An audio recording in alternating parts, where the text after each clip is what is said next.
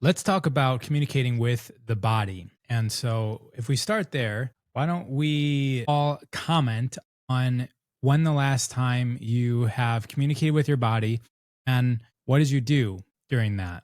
Because communicating with the body, transmitting energy, transmitting messages allows us really to check in and to figure out what our next steps are, or if there's a mess, really how to resolve that mess. So if you guys are one who communicates with the body, what are you doing? If you're doing fascia maneuvers, the Orient Reset, you're actually communicating with the body daily if you're doing that daily. And so share with us if you're doing that. Otherwise, what other ways are you communicating with the body? Rach says intuition. I'm actually talking about, yes, listening to it, intuition, but what are you actually doing? Like, what's the actual process that you're doing it? Sometimes, if we're not aware of this, we might be communicating to our body by letting ourselves know that we're an idiot, right? Maybe we mess up and say, I'm a freaking idiot, or this dumb knee always hurts when I climb stairs, right? Why doesn't my hand work properly? Like, I can't trust my left hand. Like, what sort of, all right, Stevie K says, I read my chakras when I'm off, helps me pinpoint the issue. Okay, this is towards the direction that I would like to be taking this conversation. Could you give us an example of what you mean by that? I missed the question.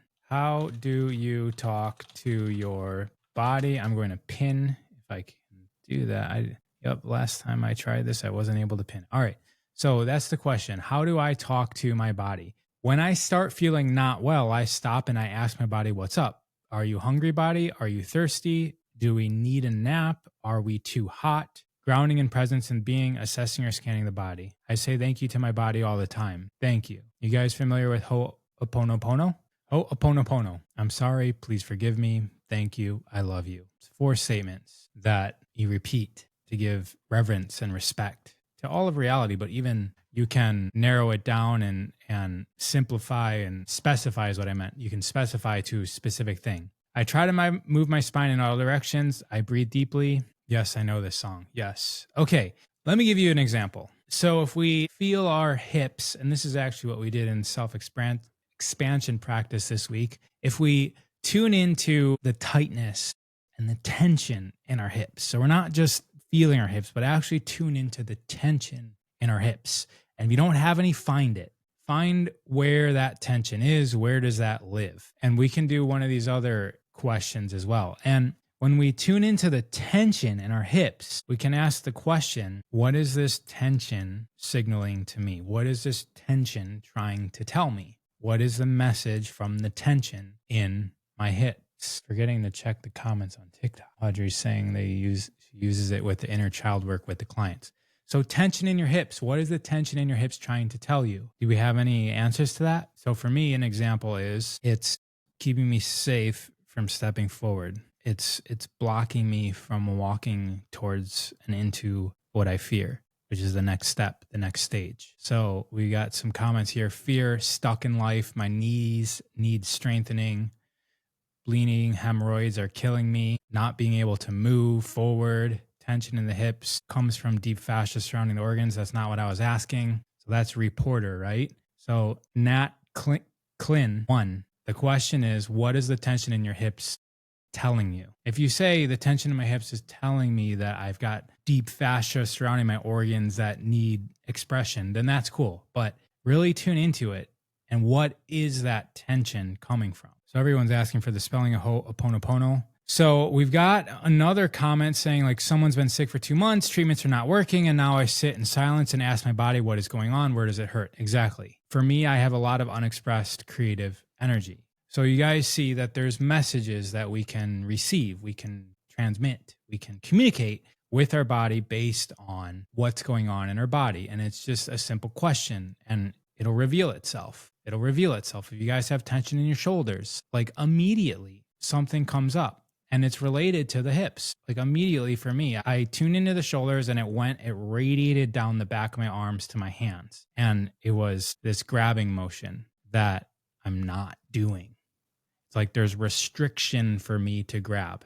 There's restriction for me to reach out and hold. And we can explore deeper into that, which we're going to do. But first, I have neuropathy, so I consistently have to listen to my body so I don't make it worse. Like when I go down the stairs or an incline, stress. Okay, hips, I've always been tight my whole life. All right.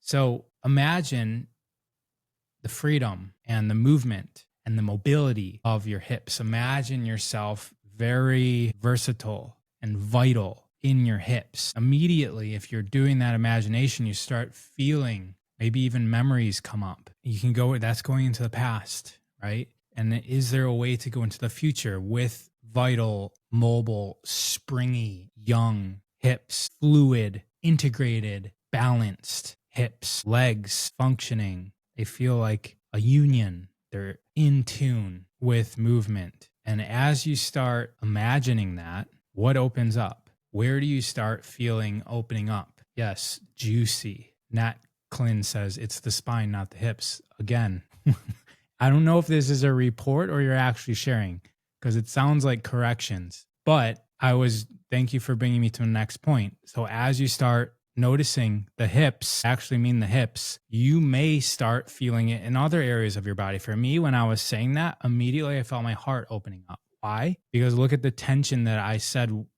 the tension in my hips was preventing me from moving forward, stepping forward into the direction that I'm scared of. And so when the hips are free and mobile and I'm imagining myself walking freely, my heart starts to open up as well. And I start to feel more connected into reality.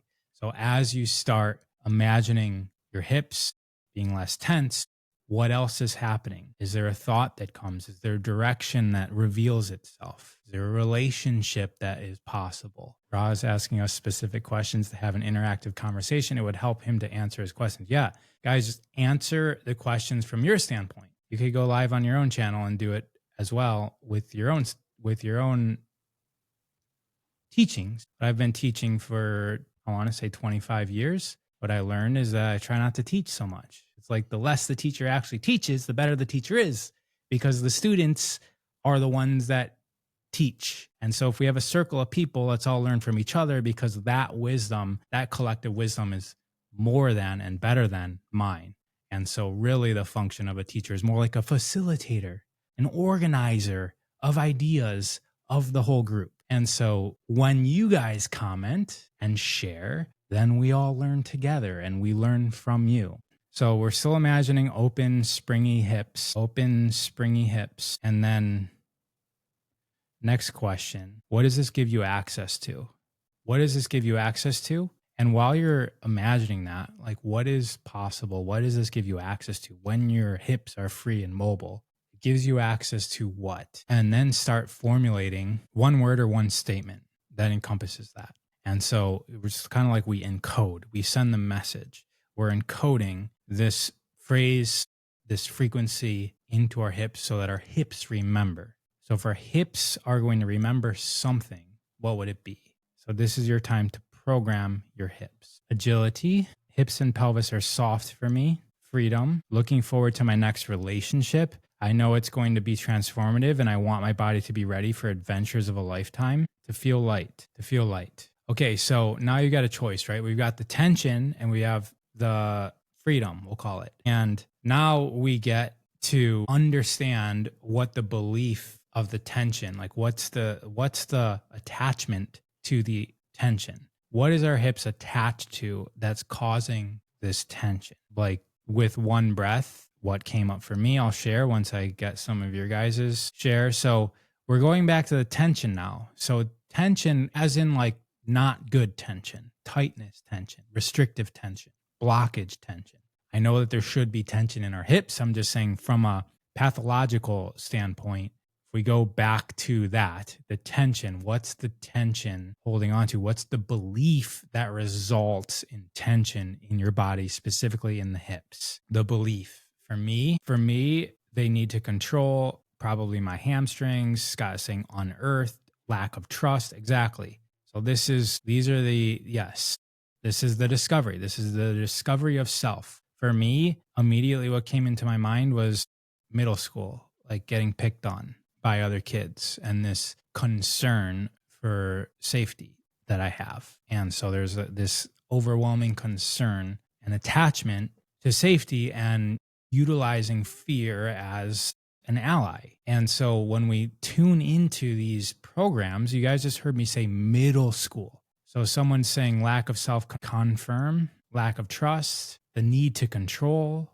Think to where that started. Think to where that started. Guys, this can be done if you have glands that are diseased, if you have a thyroid issue. This can be done in any way. We're just using hips for right now as an example, because a lot of us have tight hips. It's an easy example. Not all of us have thyroid issues. So when we find where that tension began, hey there, Meg Foy is saying misalignment, worried I'm not fulfilling my potential, lack of confidence in my capabilities. So now go back to the origin of that. Where does that come from? Where is the origin? This is classical psychology, laying down on the couch and saying, tell me about your childhood. Tell me about your relationship with your mother, right? So we're going back to the origin. The problem that I had with traditional psychology is the couch. It's the couch. Because once you do all of this and you come into realization of your programming, movement, chanting, breath is vital. The body, the mind, the spirit,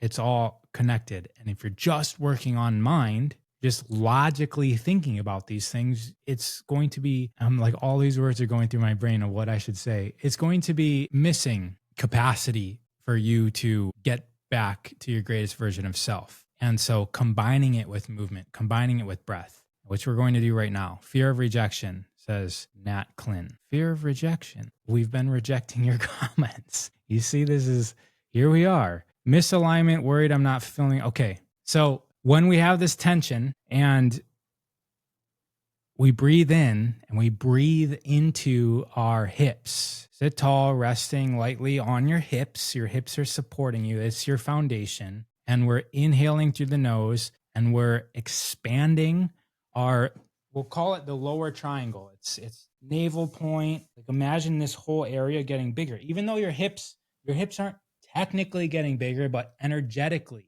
imagine your hips, like this whole area right here. It's really a triangle up to your navel point, down to your hips. Imagine on the inhales, that's getting looser, growing, lighter, bigger, juicier. And then exhale through pursed lips. So purse the lips and pull your navel point in. And then inhale and imagine liquid light coming in and washing away stuck energy. And then the exhales with the pursed lips are detaching the attachments to this origin that we've discovered.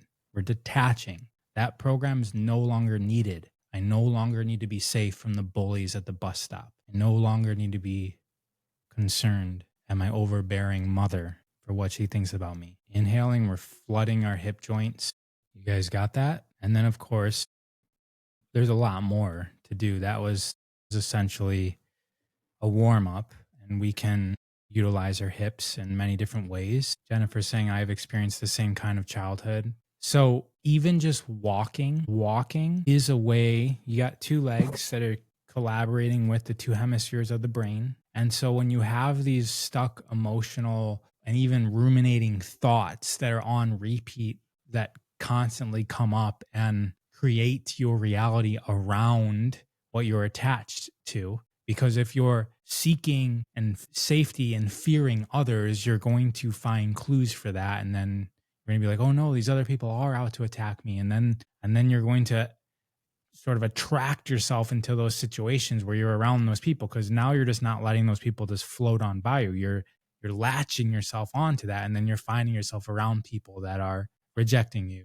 and overbearing and judging you and or causing you reasons to fear. And that's how we get stuck into these realities. Not being able to complete school because narcolepsy really broke me. Depression, started Adderall. This is perfect. I was having back pain before this. Very grateful for the community. Might all come back to getting narcolepsy in high school, but I didn't start to feel the struggle till college. You see, so they're working through this, right? We get to sort of untangle this code that's within us. Usually it's beneath the surface and you just are operating. You're just reacting to life with these programs. Those beliefs no longer exist. How do I actually free the hips?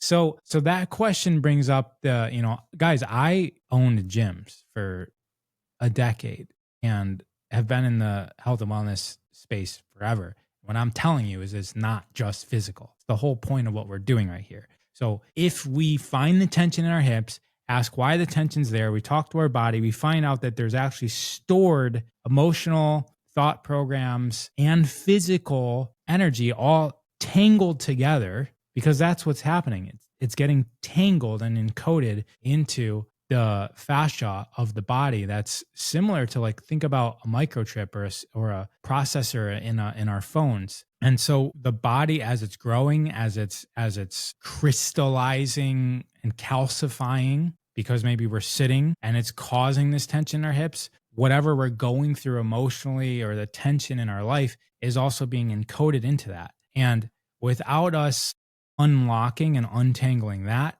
then the physicality may also just hold on. So once we untangle the emotional blockages and barriers, knots in our body, then the physical nature of it may already be ready to be released. It'll fast track that, because I know that every single one of us has probably had the experience of working something out, stretching something, maybe our entire life without any sense of relief. And it's emotional, guys. Nowadays, I'm glad that when you start getting some of these big diseases, it's clear. It's clear that if you have kidney issues or liver issues or thyroid issues, that there's also an emotional component that matches up. And when you discover what that is, it's very apparent that, like, yes, I do have issues with that.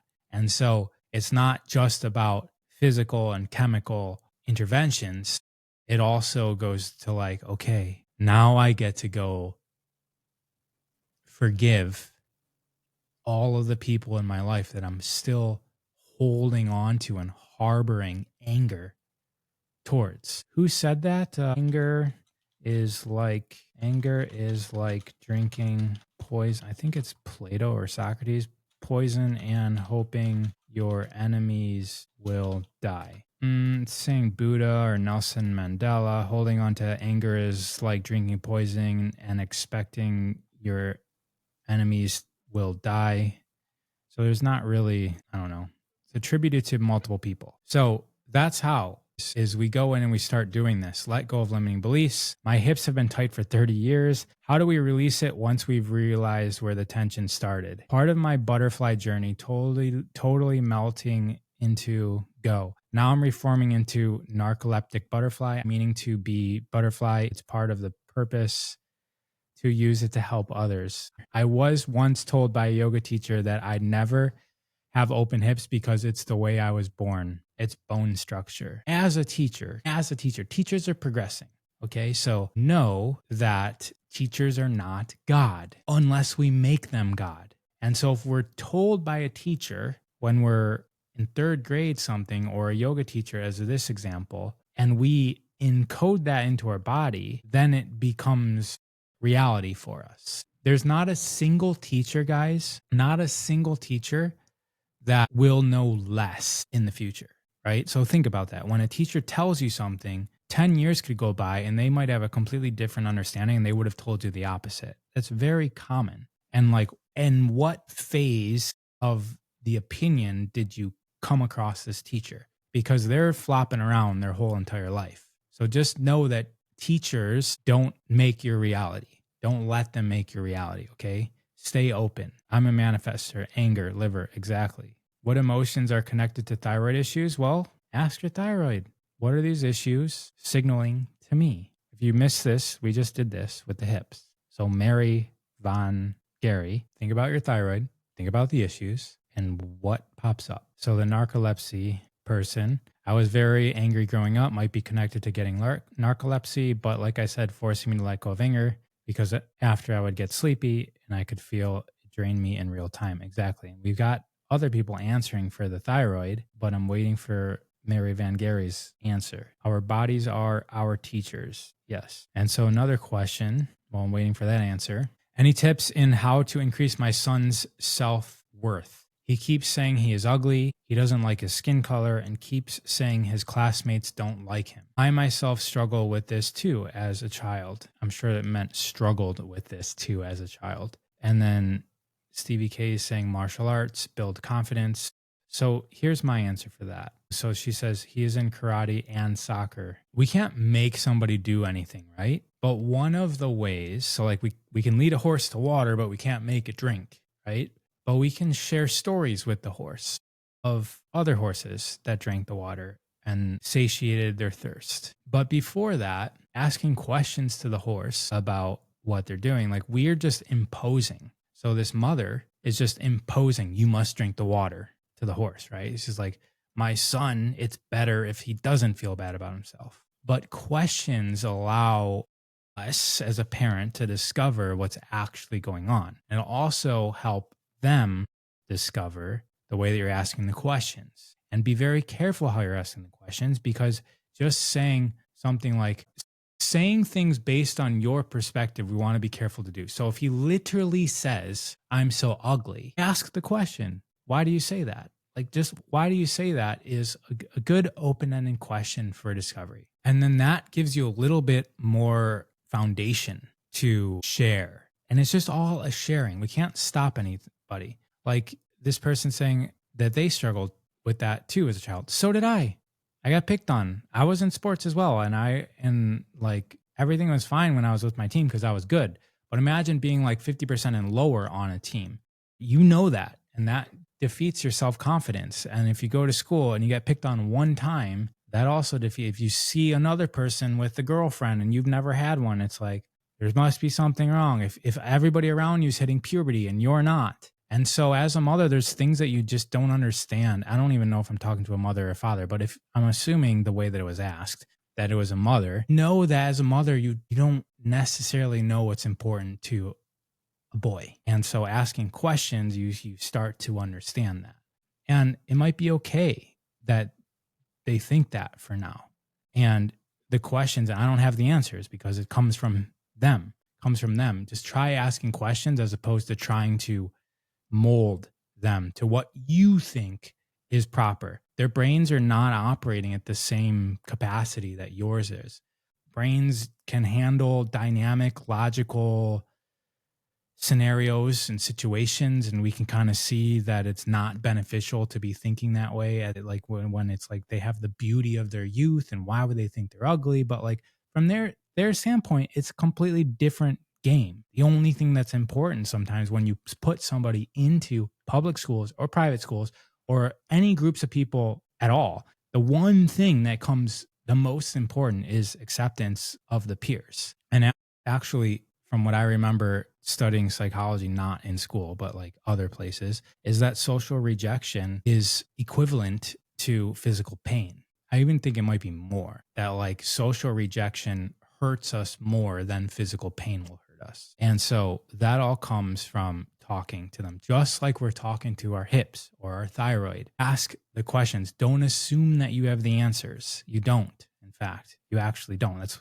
kind of what I was saying with the fact that you don't know what is important to them. You have to kind of take the curious observer role. And this is all my opinion, of course. Could be small, help at local communities, check Facebook events. Yeah, guys, there's lots of people sharing comments. He says that because he lives in a horrible country. Wait, what? I don't know what that's referring to.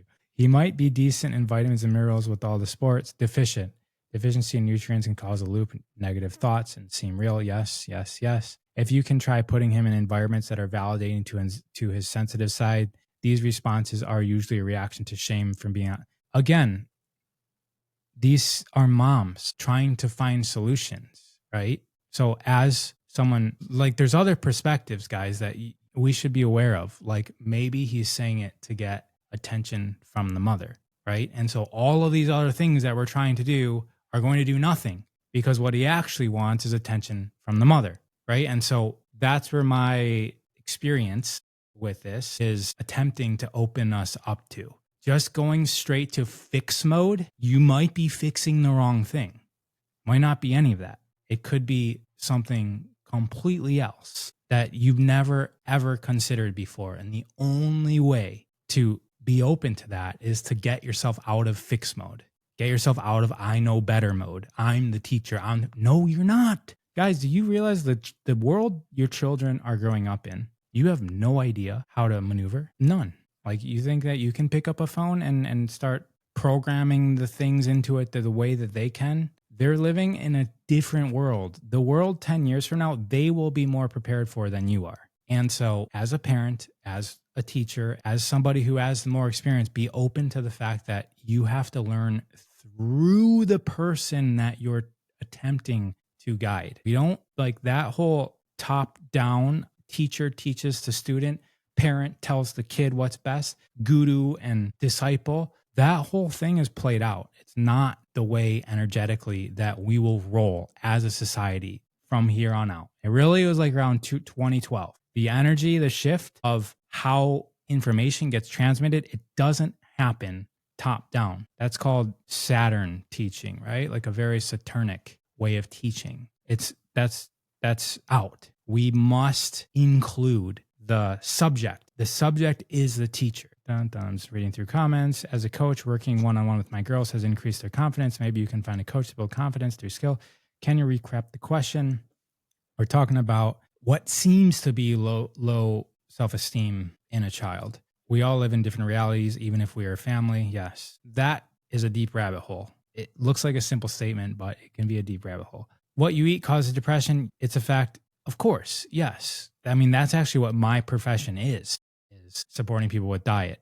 Yes, but don't overlook the fact. Look at Scott saying, Bruce Lee said, a good teacher protects his pupils from his own influence. And so Bruce Lee was a teacher for pretty much his whole life. And me, who's been a teacher, and I'm about to be a parent, so just disclaimer, not yet parent, but my mother owned daycares my entire childhood. So I saw how children interact with, and she's also still like a teacher of, she's like a manager of teachers and still working in that field. I went to school for psychology. And so there is a lot of thought and even multi-generational wisdom that I have around transmitting information to people. And Bruce Lee also, as Scott put, a good teacher protects his pupils from his own influence. And it's a little bit paradoxical to think that, wait a minute, if I'm supposed to be the guide, how do I prevent my own influence from this? So that's what Bruce Lee was saying. That's what I'm saying. There's a way. The subject is actually the teaching, and you will learn as a teacher more from your subjects than they will learn from you. But the subject must be open, and that's more difficult with your children. Right. So I'm saying it all logically, but then when you get family dynamics in there, that all gets twisted up. I agree. Right on, Ra. My brother just became a dad. It's really great to hear your thinking from the point of view of a new dad. Helps me connect with him. Key takeaway, ask the question. Exactly. You're the one discovering, okay? And if you think about our education system, how we were trained, it's the teacher asks the questions to the students. And it's really the students that should be asking the questions. And so you as the parent, when you learn to come to a wall, and what you do is ask the question as opposed to just automatically having an answer. Like what we're taught is that we should have an answer for anything. But if you start to ask the question, then that opens up your children to, it models your children to learn to ask questions in their life, as opposed to just assuming that this is the way to do it. Because when you just assume that this, like if you're just telling them what to do, you must do this, then they're just going to unquestionably replace you when they get older with the government or the news or the celebrity that they like or the business coach that they paid $10,000 to attend some seminars or Zooms. Or like they're just going to like replace the parent that just tells with back to the media, the movies, like, and we know where that gets us. And so to allow the child to be prepared for life, teach the way of the question and the way of the one that doesn't have the answer. Because what we're also taught in school, that is every question needs to be locked into an answer, that there's only one right answer to every question. And then we get arguments, debates about why this religion that fundamentally, if you dig deep enough, is saying the exact same thing as another religion, but a little bit differently. You get wars from this. There's so many wars from different sects of religions. It's not like two different religions are always the ones warring against each other. Like sometimes it's the same variations of a single religion is all trying to fight about which variation is the best. And so what you're really doing is teaching how a template on how to respond to reality. And is it listen to me because I know better sort of template? And so then they're going to just be listening to people that know better their entire life? Or is it, hey, this is what's going on, this is an issue. Let's explore into it. Let's see the different perspective. And let's not try to come to an answer. Let's let the experience be the answer. Let's let the experience be the point. Being honest when we as parents do not know, but we will figure it out together is a great approach. I like that. 52, I really am only learning to listen to my body in a deeper way. And this whole thing started with body and then we moved into children. And yes, so thank you for bringing it back because it's all connected. My approach to each is the same. Ask the question and explore and experience. I feel a great gift we can encourage is self-trust at a deep level. Yes. I love that you said the student should be asking the questions. They limit the amount of questions I was allowed to ask in elementary school 1 year. Guys, if us parents weren't in charge and we just allowed our kids to ask questions, like they would literally be asking 100 questions an hour. Why can't I open the window? I want to look at the sky. Why is the sky out there? Why is the sky up? Why is the sky blue? Why is there clouds? Why don't you want the window open? Like just over and over and over and over because they're programming themselves. They're asking, they're inquiring. And from what I remember, I don't remember this study, but the one thing that superseded everything else when it comes to raising a child that turns into an intelligent adult. Because remember, we're not raising children. We're raising adults who are currently children, but we're not actually raising a children. It would be like if you had an apple seed and you were like planting it and you wanted to stay a seed and you were like, okay, I don't want it to get dirty because for it to be best as a seed, it needs to be clean, right? We're not raising a seed. We're not raising a child. We're raising a fully functional tree that produces its own apples. We're raising an adult. And so as a non-parent, take this with a grain of salt, please. Come to your own conclusions because I don't know. And I have the outright most respect for parents and I'm about to be one. And so it's really easy for me to say this, not being one.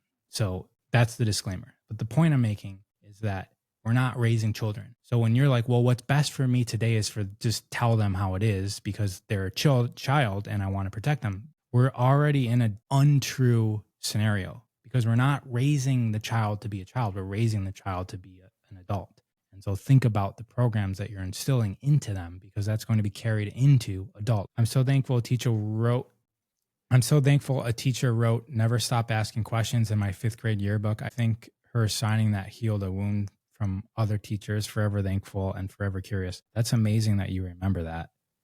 That it actually did make a difference. And that's an amazing teacher as well.